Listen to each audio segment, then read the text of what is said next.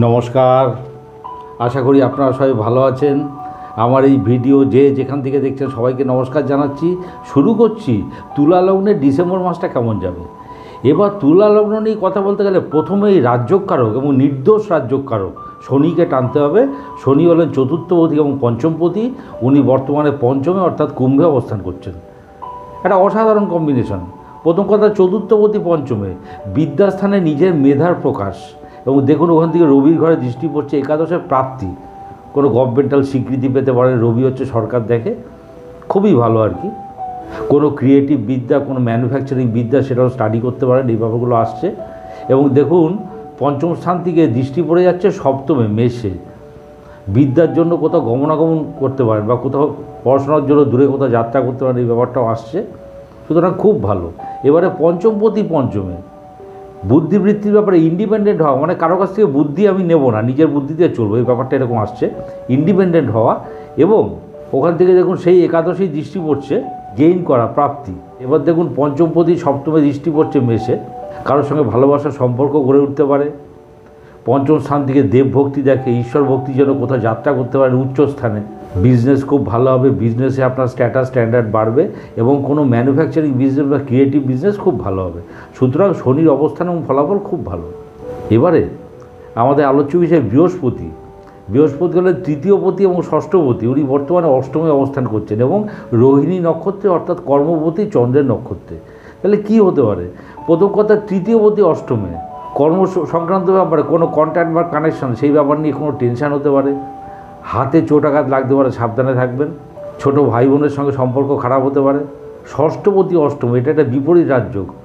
এবং যেহেতু বৃহস্পতিটা কর্মপতির নক্ষত্রে আছে, কর্মসংক্রান্ত আপনার যা যা ঝামেলা, ওগুলো বিনাশগত হবে। আপনার খরচাপত্র সংক্রান্ত কোনো প্রবলেম থাকলে ওগুলোও কেটে যাবে দেখবেন। গৃহবাড়ি সংক্রান্ত যদি কোনো প্রবলেম থাকে, বন্ধুবান্ধব বা মা এই ধরনের রিলেটেড যদি কোনো সমস্যা থাকে, সেগুলো দেখবেন কেটে যাবে। সুতরাং খুব ভালো। এবারে আমাদের আলোচ্য বিষয় হলো মঙ্গল। মঙ্গল হচ্ছে দ্বিতীয়পতি এবং সপ্তমপতি।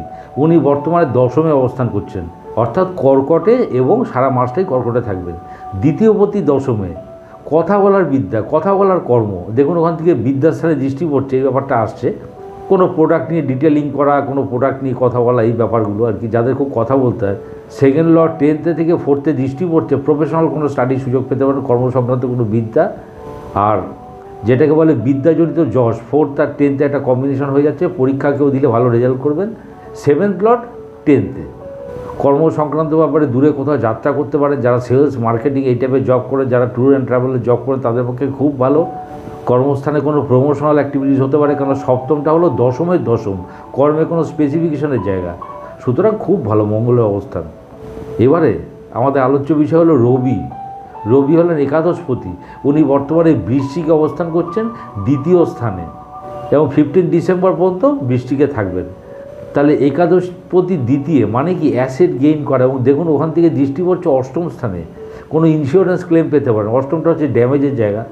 বাড়ি বড় দাদা দিদি, তাদের সঙ্গে সম্পর্কে একটু স্ট্রেন পড়তে পারে।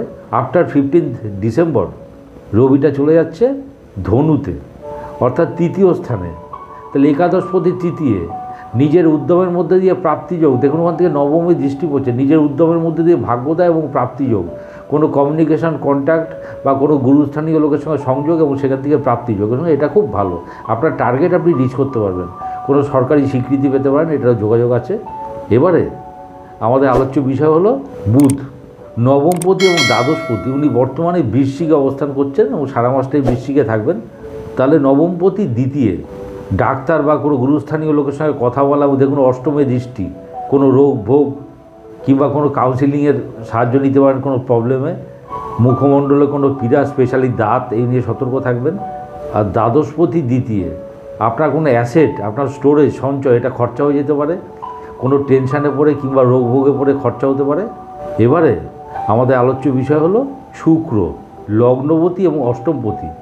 উনি 2 ডিসেম্বর চলে যাবেন মকরে, তাই চতুর্থ স্থানে। তাই লগ্নপতি চতুর্থ মানে বিদ্যার প্রতি অনুরক্ত হওয়া। এবং দেখুন ওখান থেকে দশমে দৃষ্টি পড়ছে, কর্মসংক্রান্ত কোনো বিদ্যার সুযোগ পেতে পারে, প্রফেশনাল স্টাডির সুযোগ হতে পারে। 4th আর 10th কম্বিনেশন, যেটা আবার বলছি বিদ্যাজনিত যশ, পরীক্ষা দিলে ভালো রেজাল্ট করবেন, এই ব্যাপারটা আসছে। অষ্টমপতি চতুর্থে, মানসিকতা বিভিন্নভাবে বিঘ্নিত হতে পারে, কর্মসংক্রান্ত ব্যাপারে স্পেশালি কোনো টেনশান হতে পারে, মাকে নিয়ে টেনশানে ভুগতে পারেন, চেস্টে কোনো প্রবলেম হতে পারে, এই ব্যাপারগুলো আসছে। বন্ধুবান্ধবের সঙ্গে মতানৈক্য হতে পারে।